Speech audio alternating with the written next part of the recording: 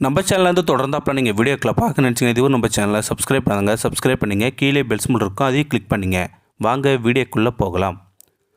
கோவிலின் முன்பு அமர்ந்திருந்த பிச்சைக்காரர்களுக்கு வேலு தன் மகனின் கையில் காசுகளை கொடுத்து அவர்களுக்கு இடுமாறு கூறினான். அதேபோல அந்த சிறுவன் எல்லோருடைய தட்டிலும் காசுகளை இட்டுவிட்டு அங்கிருந்து கிளம்புகின்ற போது ஒரு வயதான அம்மா முடியெல்லாம் சடைப்பிடித்து துணிகள் சற்று கிழிந்த நிலையில் படுத்திருந்தாள். அதை கண்ட சிறுவன், அப்பா, அங்கே ஒருத்தங்க படுத்திருக்காங்க, அவங்களுக்கு காசு போடணும் தாப்பா என்று கேட்டதும் அவள் மகனின் கையில் காசு கொடுத்து அவனை அந்த பிச்சைக்காரின் அருகே அழைத்துச் சென்றான்.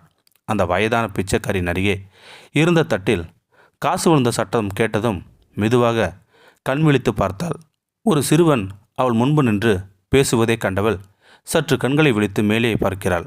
அப்போது வேலு அவனது மகனின் கையை பிடித்து, வா போகலாம் கண்ணே என்று கூட்டி செல்வதை கண்ட அந்த வயதான பிச்சைக்காரி சிரித்தாள். சிரித்துவிட்டு அந்த தட்டில் அந்த சிறுவனிட்ட காசை எடுத்து அவள் இடத்தில் பத்திரப்படுத்தினாள். வேலு அந்த கோவிலின் அருகே வீடு ஒன்றை விலைக்கு வாங்கி குடிபெயர்ந்தான். அப்போது புது வீட்டுக்கு குடிபெயர்ந்தவள் அந்த கோவிலின் வெளியே பிச்சை எடுப்பவர்களுக்கு கொண்டு போய் சாப்பாடு கொடுத்தான். எல்லோருக்கும் சாப்பாடு கொடுத்தான்.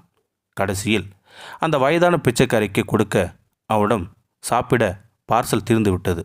உடனே அவன் சட்டைப்பையில் இருந்த காசை எடுத்துக்கொண்டு அந்த பிச்சைக்காரின் தட்டில் இட்டான். இதை வைத்து சாப்பிடுங்கள், எல்லோருக்கும் சாப்பாடு பார்சல் கொண்டு வந்தேன், கடைசியில் உங்களுக்கு மட்டும் தர முடியாமல் போனது என்று கூறிவிட்டு அவன் சென்றான். கண் விழித்து பார்த்தபோது தட்டில் பார்த்தால் காசு கிடந்தது. அதை எடுத்து பத்திரப்படுத்தி கொண்டாள் அந்த வயதான பிச்சைக்காரி. பக்கத்தில் இருந்த மற்றொரு பிச்சைக்காரன், அம்மா, எனக்கு வேறு ஒருவர் சாப்பாடு தந்தார், இப்போது இவரும் தந்துவிட்டு போகின்றார், நீங்கள் இதை எடுத்துக்கொள்ளுங்கள் என்றதும் அதை வாங்கி பிரித்தாள் அந்த வயதான பிச்சைக்காரி. அவள் அதிலிருந்து ஒரு வாய் சோற்றை எடுத்து சாப்பிட்டதும் அவளின் கண்களிலிருந்து சொட்டு சொட்டாக கண்ணீர் அந்த சோற்றில் விழுந்ததை கண்ட அந்த பிச்சைக்காரன், என்னம்மா, காரமாக இருக்கின்றதா என்று தண்ணீர் கொடுத்தான் அந்த பிச்சைக்காரன். அதை வாங்கி குடித்தவள் ஒன்றும் கூறாது அப்படியே படுத்து கொண்டாள் அந்த வயதான பிச்சைக்காரி. அதே இடத்தில் அப்படியே நாட்கள் கடந்து ஒரு நாள் அவனது மனைவி அந்த கோவிலின் வெளியே இருந்த பிச்சைக்காரிகளுக்கு எல்லாரும் துணிகளை தானமாக கொடுத்து வந்தாள். அதில் ஒரு பிச்சைக்காரன், என்னம்மா, உங்கள் வீட்டில் விசேஷமா என்று கேட்டதும், இன்று என் பிறந்தநாள் என்றும் கூறியதும் அவர்கள் அவளை வாழ்த்தினர். கடைசியில் அந்த வயதான பிச்சைக்காரின் பக்கம் துணியை வைத்துவிட்டு சென்றாள் அந்த பெண். கண்களை விழித்து பார்த்தாள். அந்த வயதான பிச்சைக்காரி அவள் அருகே புதிய துணி இருப்பதை கண்டாள். பக்கத்தில் இருந்த பிச்சைக்காரனிடம், இது யார் கொடுத்துவிட்டு சென்றது என்று கேட்டதும், அன்று நமக்கு சாப்பாடு தந்தார் அல்லவா ஒருவர், அவரது மனைவின் என்றதும் சிரித்தாள் அந்த வயதான பிச்சைக்காரி. அவர்கள் இதோ நமக்கு எதிரி இருக்கின்ற வீட்டில்தான் குடிபெயர்ந்து வந்திருக்கின்றனர், வந்த நேரம் நிறைய உதவிகள் நமக்கு புரிகின்றனர் என்று கூறியதும் அந்த வயதான பிச்சைக்காரி சிரித்தாள். என்னம்மா, எது கூறினாலும் சிரித்து கொண்டே இருக்கின்றீர்கள் என்று கூறினான் அவன்.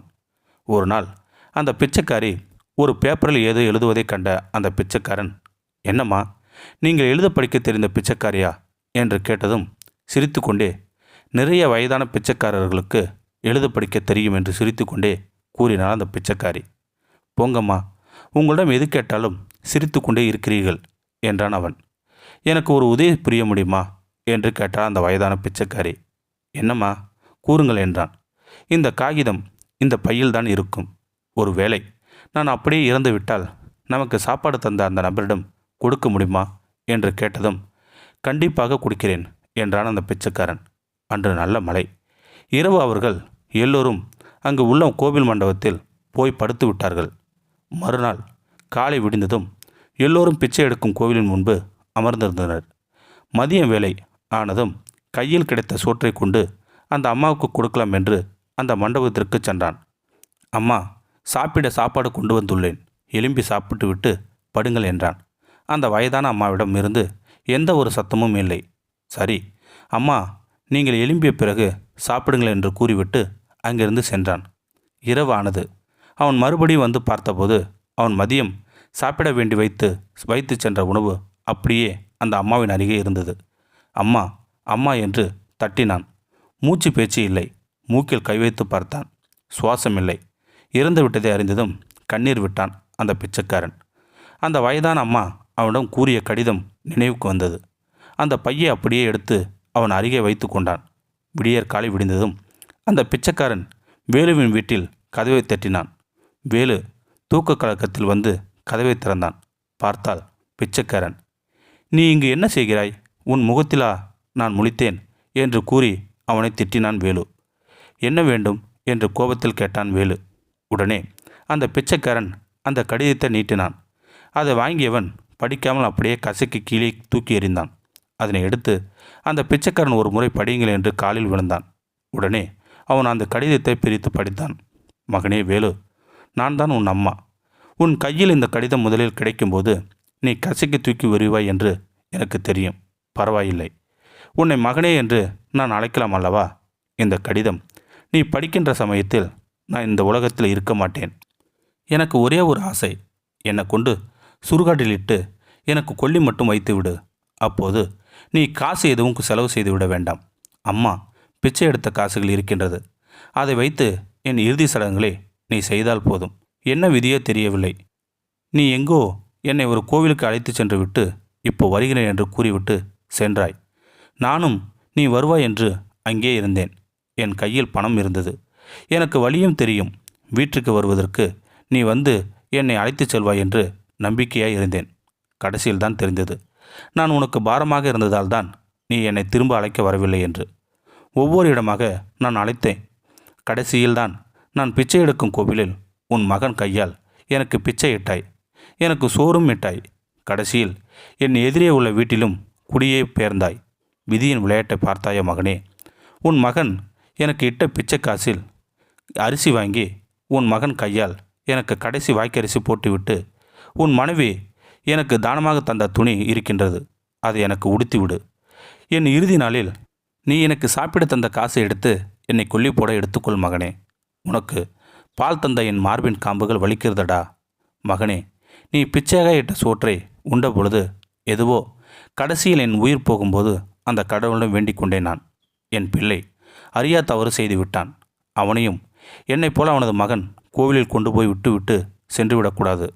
நான் பெற்ற மகனே வேலு, எனக்கு உன் கைகளால் கொல்லியிட்டு விடு கண்ணா.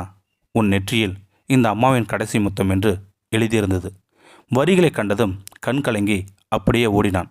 என்னை மன்னித்து விட அம்மா. எனக்கு பால் ஊட்டியவளுக்கு தட்டில் பிச்சை போட்ட பெரிய பாவி என்று அழுது கொண்டே ஓடினான் வேலு. அவன் தாய் அங்கிருந்து எடுத்து சென்றான். அவள் ஆசைப்பட்டது போல அவன் கையால் கொல்லியிட்டான். வேலுவின் அம்மாவை போன்று இன்னும் எத்தனையோ அம்மாக்கள் ஆசைகள் கடிதங்களாக ரோட்டில் உறங்கி கொண்டுதான் இருக்கின்றது. இப்போது உள்ளவர்கள் தாய்ப்பாலுக்கு விலை ஒன்று கொடுத்து விடலாம் என்று எண்ணி இதுபோல் பல செயல்களை செய்து வருபவர்களுக்கு இந்த கதை ஒரு உதாரணமாக அமையட்டும். இந்த வீடியோ உங்களுக்கு பிடிச்சிருந்தா கமெண்ட் பாக்ஸில் கமெண்ட் பண்ணுங்கள். கூட உங்கள் ஃப்ரெண்ட்ஸுக்கு ஷேர் பண்ணுங்கள். இதுவரை நம்ம சேனலை சப்ஸ்கிரைப் பண்ணுங்க. சப்ஸ்கிரைப் பண்ணிங்க. கீழே பெல் சிம்பல் இருக்கும், அதையும் கிளிக் பண்ணிங்க. தேங்க்யூ ஃபார் வாட்சிங்.